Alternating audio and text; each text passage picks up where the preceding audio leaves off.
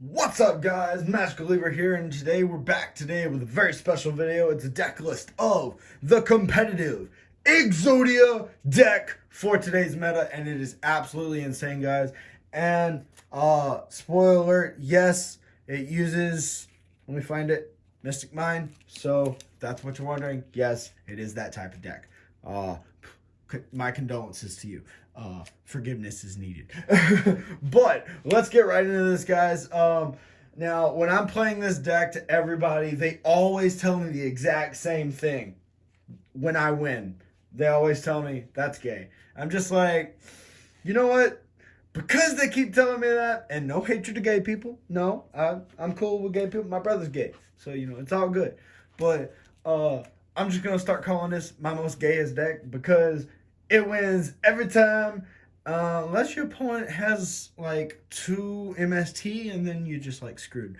But other than that, this deck wins like 90% of the time. So I would literally take this deck to a locals tournament, maybe a national, because I think it's just that good. But thing is, if they destroy your Mystic Mine, or if they ditch your Exodia pieces to the grave, then you're screwed. So maybe I would only take it to locals, and that'll be about it. But without further ado, let's get right into that, guys. It's very simple, very easy. All right. So for starters, yes, it has an extra deck, and we're gonna start off with that real quick. It doesn't matter what extra deck cards you have. They're literally for discarding purposes only. So I run 3 White Aura, whatever that is. 3 Dino Wrestler cards, 3 Mercy Angels, a Linker Bell, Defender the Magical Labyrinth, Vector Scare Archfiend, a whatever Gorgon something, a Desperate Doom Eagle something, and a Madolche Teacher Glass Duffel something. Alright, so it doesn't really matter. I just have 15 extra deck cards, full complete extra deck for this deck, because it's for discarding purposes only. All right, so we're going to get that out the way. And we're going to start off with the traps, because I didn't put the monsters first. My bad. But you know what? Let's just go ahead and fix that real quick. Just going to slide through the cards real quick.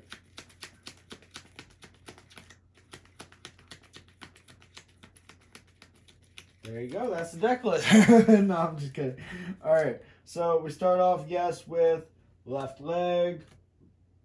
My bad. Right leg, right arm, Exodia, left arm, and left leg. The 5 main pieces, because they're all limited and we can't play more than one.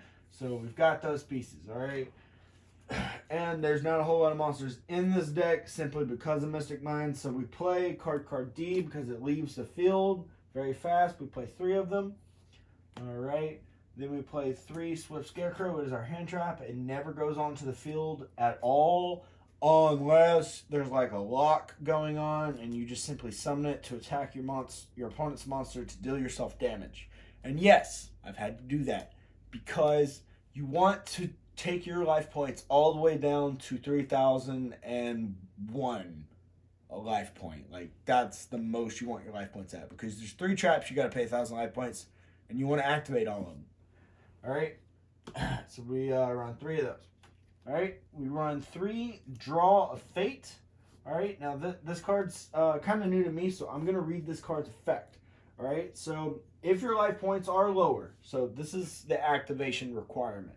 All right, if your life points are lower than your opponent's, and your opponent controls a monster with the highest attack on the field, even if it's a tie, reveal 3 cards with different names from your deck.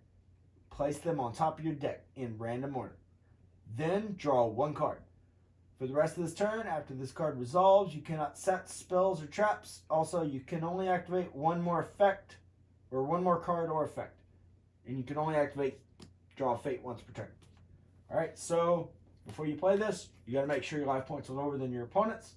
You got to make sure they have a monster with the highest attack, which generally they will because they summon a monster and you don't have any, and Mystic Mine's on the field, etc., etc. All right, and you want to set all your traps or all your spells, whichever ones you want to set. You want to set them first. And then you want to play that, because that way, you know, you've set everything for that turn. You don't need to play this and then set, because you can't set after you play this. And then you do its effect. So we play 3 of them. It's a really great card. You can literally top deck the 3 Exodia pieces, and you know, you got 3 Exodia pieces on top of your deck instantly like that. But you only do that like if you've got like a card that lets you draw 2 cards and a card that lets you draw 2 more cards, you know, stuff like that. But yeah. All right, now we play 3 Pot of Extravagance, because generally you want to play that first. If you don't have it first and you end up drawing into it, well, you do that next turn. But you play this card at the start of your main phase. Banish 3 to 6 random face down cards from your extra deck. Face down. It says face down twice. That's weird. Draw 1 card for every 3 cards banished. So if you banish 6, you get to draw 2 cards. If you banish 3, you only get to draw 1 card. And for the rest of this turn, after this card resolves, you cannot draw any cards by this card's effect. Well, that's okay, because once you play this, you automatically, unless you're like you just have a bad hand, but you generally don't have a bad hand.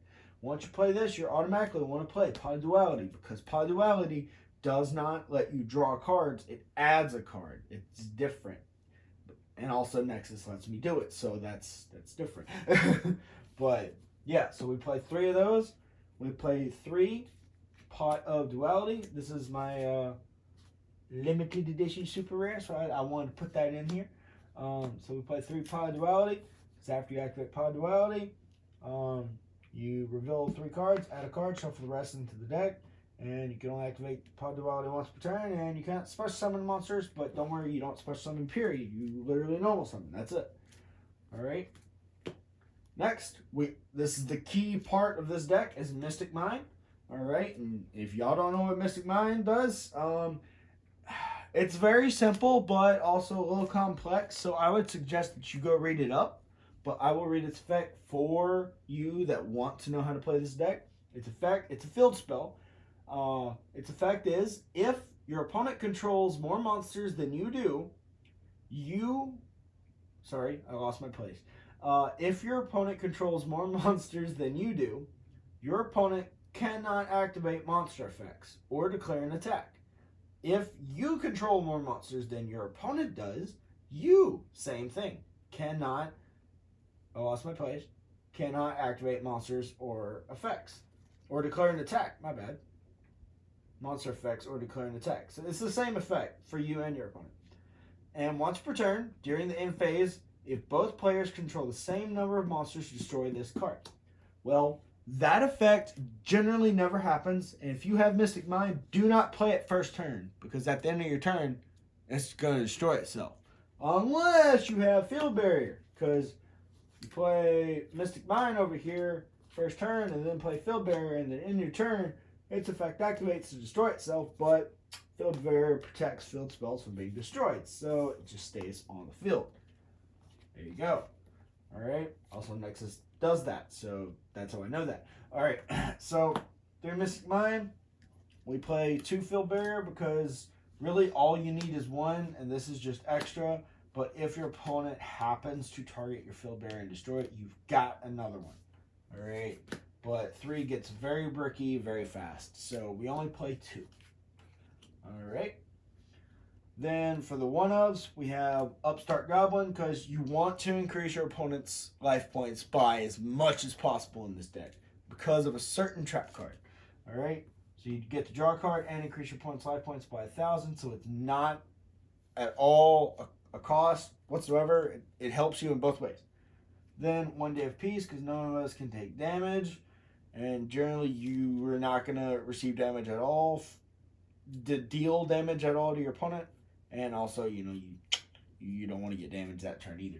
But generally you won't, because you got Mystic Mine. Alright, now for the traps, and I'm going to go with this first. Yep, we play 3 Jar of Greed. I did have the cards listed, but now I'm waiting for that 1 trap card. I told you, I'm just going to wait to list that last. Alright. We got 3 Jar of Greed, simple, place it down, activate it, draw a card, next turn. Alright, so play 3 of those. Then we play 3 Reckless Greed. All right, now I happen to have a rare of it, so I added the rare Reckless Greed. All right, so the way Reckless Greed works is you draw 2 cards from your deck and skip your next 2 draw phases. All right, so that's how that card works. So if you've got 3 Reckless Greed, you know, you flip them over. All right, activate all 3, draw 6 cards. It does not skip 2, 4, 6 draw phases. It literally, the effect doesn't stack. You literally just skip your next 2 draw phases. That's it. Because this goes to the grave, skip your next 2 draw phases. All right, this goes to the grave, skip your next 2 draw phases. Well, your next 2 draw phases are still your next 2 draw phases, so there you go. It doesn't stack, so you don't skip your next 4 or anything like that. So that's why we play 3. It's a great draw 2 card for the deck. Also, you don't really want to play one of, you know, like you don't want to just like activate that by itself. You at least want to have a second one and activate them both. That way, you know, if you're going to skip your next 2 draw phases, get the most out of what you can draw. All right. Next is my favorite card in this deck. Because you want to be nice to your opponent. You really do. So you're going to give them a gift. You're going to play 3 gift cards. Increase your opponent's life points by 3,000. Don't you just love being nice to your opponent? I love. Since I'm so kind to you this turn, I'm going to give you some life points because I think you deserve it. You've been a great duelist this turn, all right? You've been a great challenge. So I'm going to give you 3,000 life points, all right? And now we play that card I was talking to you about, the one that pays 1,000 life points. It is Hope for Escape. We play 3 of them. What this card does is, and I'll read it to you, it's a normal trap. Activate only if your opponent's life points are at least 1,000 higher than yours. Pay 1,000 life points. Draw 1 card for every 2,000 life point difference between your life points and your opponent's. So I'm going to explain that card right now because we've only got 1 card left for the deck list, all right? And it's a 40 card deck list. So how you would activate this is you would activate it, all right? Your opponent, you got, let's say you're at 8,000, you activate Upstart, give them a total of 9,000 because you increase it by 1,000, all right? Then you can activate Hope for Escape, all right? Your opponent's life points are at least 1,000 higher than yours because of Upstart. Then you can pay 1,000 life points. Now there's a 2,000, exactly 2,000 life point difference between you and your opponent's life points. Well, because of that effect, for every 2,000 life point difference, you can draw a card. All right? Well, just doing that to draw 3, nah, you can draw like 16 cards with these. You want to know how? Increase your life points by 1,000. All right. Where is it? 1, 2, 3. That's 3, 6, 9. 10,000 points given to your opponent, just like that. All right. I believe there's another one. I think that's about it. Oh, yes. Also, you can use Swift Scarecrow. Generally, don't ever, but you can. Use Swift Scarecrow. He's got 0 attack points. Attack there, 2,000, 4,000 attack point monster. Reduce your life points by 4,000 if you're at 8,000 currently.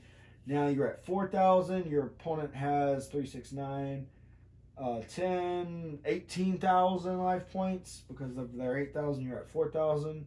That's 4, 8. Yeah, that's 4,000. Or I don't know, but you can draw like up to 16 cards with this card.